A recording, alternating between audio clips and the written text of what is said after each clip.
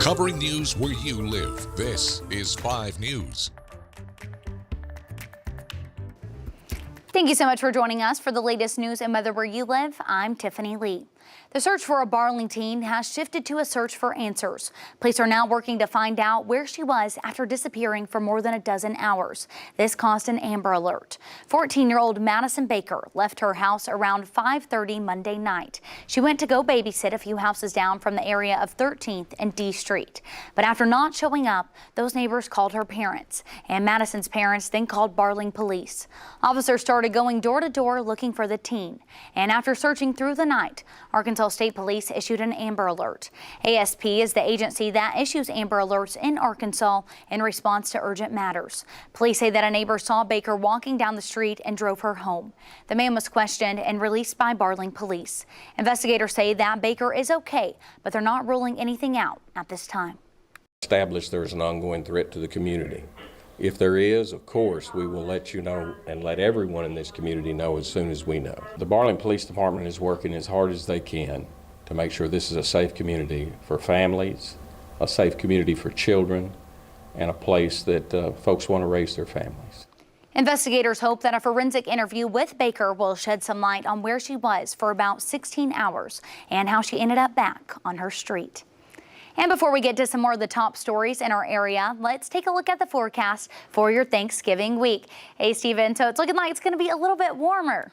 Yeah, Tiffany, you're right. It's going to be a little bit warmer, but the main caveat is we have a good bit of rain, not only on the way for tomorrow, but lasting into the weekend that is on the way. But temperatures at least are back towards normal. Right now, taking a look what we're going to expect for high temperatures today. We're going to be pretty much in the 60s all across 5 countries. 60 in Fayetteville, 60 in Ozark and in Fort Smith, 57 in Waldron, and 56 in Sallisaw later on this afternoon. Taking a look at tonight's low temperatures, much warmer, almost into the 50s, but in the high 40s for tomorrow with low for those lows. 47 in Fayetteville, 49 in Fort Smith, 49 in Poto, but you can see we got some rain chances and maybe even some thunderstorms on the way for tonight, and that's something we're going to be keeping an eye on because it could have some big impacts on your Thanksgiving plans. That rain will start later on this afternoon into this evening, just some light scattered showers at first, but as we get into the overnight hours into early Thursday, that's when we're going to see some heavier rain, maybe some thunder here and there begin to pop up and move through. The heaviest rain will probably be south in parts of the River Valley, but you can't rule out rain as well for northwest Arkansas and some heavier downpours at times.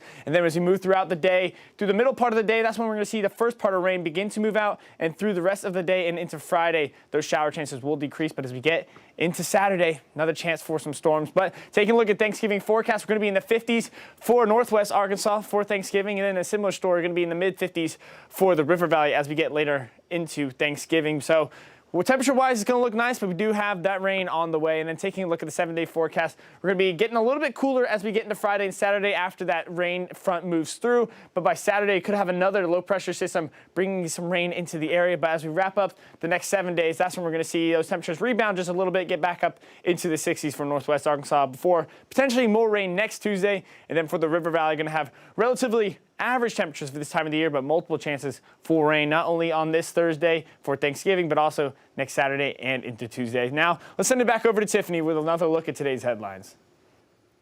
All right, thanks for that, Stephen. So police in Oklahoma say that an arrest is made in connection with the execution-style killings of 4 people at a marijuana farm. It happened over the weekend in Kingfisher County, northeast of Oklahoma City.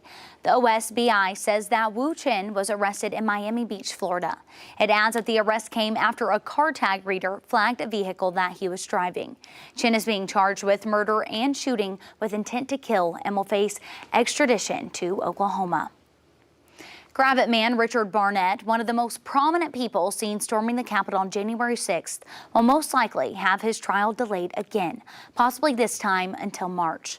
The 61-year-old became well known after photos, this one right here, was posted online of him with his feet on Nancy Pelosi's office desk. Lawyers for Barnett filed a motion this week to push the trial back. You can read more about this case on our website, which is 5newsonline.com. Lyon College in Batesville has now received accreditation and initial approval to offer Doctor of Medical Dentistry and Doctor of Veterinarian Medicine professionals degrees.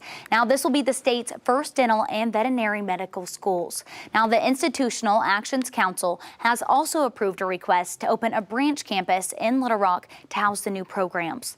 Lyon College will work with UAMS on the new programs. The IAC also approved Lyon College's request to offer a Bachelor of Science in Nursing program, distance education courses, and a Master of Arts in Teaching degree program.